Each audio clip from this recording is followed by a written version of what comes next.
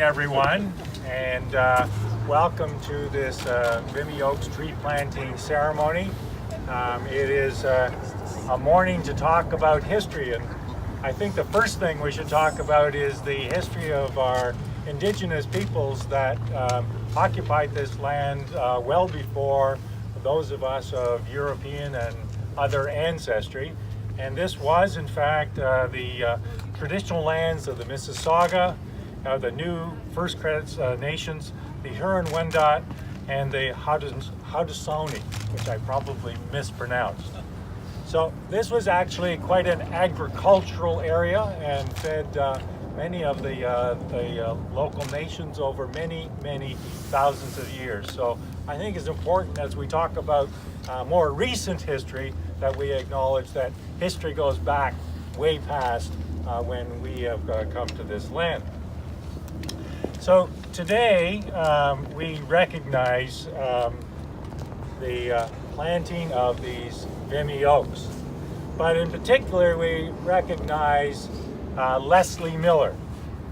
And this is a story of a man and his love of people and his love of trees. Literally, as these trees breathe in CO2, they breathe out oxygen. And without trees, we're not here. And it's an interesting symbolism that runs through the life of Leslie Miller. We first of all come across, probably he was known as Les Miller, at the University of Toronto, where he was a languages major. He spoke English, French, German, Spanish, Hebrew, and Greek. And Lord knows what else. And I suspect that if he's in the Canadian Army, he also spoke Army English, which cannot be repeated in mixed company. He then graduated from University of Toronto and taught in Weyburn, Saskatchewan. And from Weyburn, Saskatchewan, he volunteered in 1914 with the Canadian Army. He then, his training then went to Winnipeg, and then to England, where he was deployed at the French-Belgium border in the Signal Corps. He mastered Morse code, carrier pigeons. Okay, this is the First World War, just reminding you, carrier pigeons, that's how signals were communicated. And of course, then over time, upgraded to wireless technology. Okay, from carrier pigeons to wireless technology. This is a bit of a stretch, but that's how war, interestingly, is the mother of many inventions. And of course, he listened in on conversations with the enemy. And because he was adept in language, and because he was adept in all of the signals intelligence, he received quite a number of commendations over the course of the war, and indeed a number of battlefield promotions. So he went from Private Leslie Miller to Corporal Leslie Miller to Sergeant Leslie Miller to Lieutenant Leslie Miller. Lieutenant, ladies and gentlemen, and you will correct me because I will make it, I know I'll make a mess. It's in the British and Canadian tradition, it's Lieutenant Miller, not Lieutenant Miller. So at the Vimy battle, and he was there, which is probably Canada's finest military moment, and for some historians, a time in which Canada became a nation, as it was the first time where a Canadian general actually conducted Canadian troops in the battle. And it was revolutionary the way that Vimy Hill was taken. Miller was there, and he saw the carnage at Vimy, including the carnage of the oak trees at the top of the Vimy Hill. And he had a sense, and I don't know what that sense was, but he had the sense to gather acorns at the top of the hill and have them sent back home. And those acorns were planted in his farm in Scarborough. And for those of you who are interested in the story, the farm is located, or the remnants of the farm is located between Kennedy Road and Milliken, north of Finch Avenue, in the back lot of the Scarborough Chinese Baptist Church. And it is a woodlot that looks very much like that. And therein are the oak trees that grew there and produced acorns. Now the brilliant idea of Monty MacDonald to commemorate the Vimy battle and the 100-year anniversary of World War I commenced with Monty's friendship with Lieutenant Miller. And it was a friendship where Miller was acted, if you will, like a grandfather to Monty. And Monty's idea was to repatriate those oak trees to France.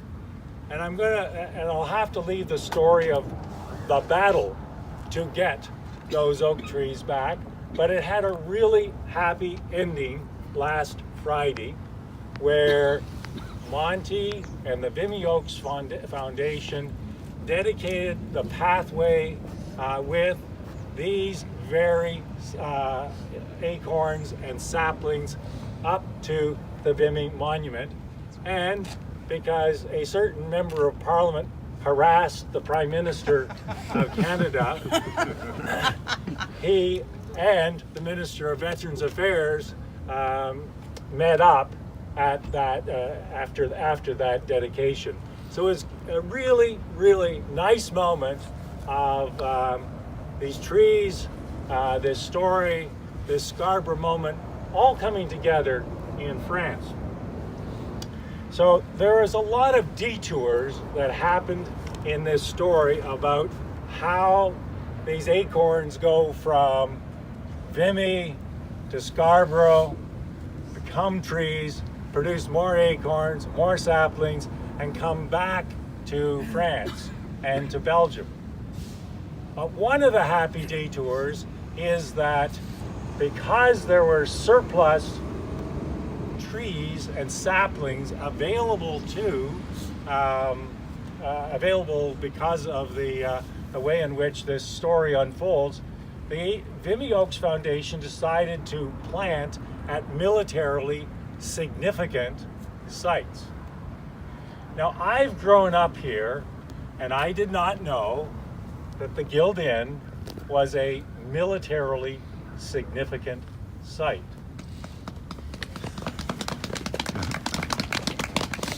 It was, at one time, the base for the Women's Royal Naval Reserve, HMCS Bytown II.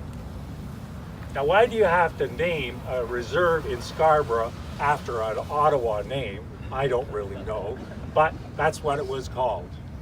And in addition, it was a military hospital for military personnel who had nervous disorders, which we would probably describe as PTSD in this day. And it was known as Scarborough Hall. Hence, we are on a militarily significant site, and hence we are able to plant these trees. And as I said earlier, as these trees breathe, so also do we. And it's a really, really interesting linkage between acorns growing in, being blasted to smithereens, literally, in France, being repatriated back to Scarborough, and then sent back here, and yet simultaneously spread around the country. Because my colleagues and I took up the challenge of planting these trees at militarily significant sites around the country. And there have been something in the order of 400 plus plantings, literally from one end of the country to the other end of the country. So in some So in some measure, this is quite a bit bigger than even this planting here today. These trees are really and literally a fitting legacy to a brave man, to a soldier, to a teacher, to a lover of languages, and a lover of peoples from all walks of life. Leslie Miller's diaries are filled with encounters with the people of France and the people of Belgium, and with prisoners of war. And because he had a facility with languages, he spoke to them in their own language. That gift was carried over back to his farm in Scarborough, because as you know, Scarborough is a little diverse. And it started to get very diverse over after the World War I. And as immigrants would come and settle in Scarborough, Leslie Miller would converse with them in their own languages, and in fact made plots of land available on his farm for those who wish to grow fruits and vegetables native to their own countries. So, as I say, he literally is a lover of peoples from all walks of life. So, I think we are greatly indebted to this Scarborough farmer who in many ways epitomizes what is the best about being a Canadian. So, as Leslie Miller rests in peace, we all breathe the freedom that he has provided to each and every one of us. So thank you very much.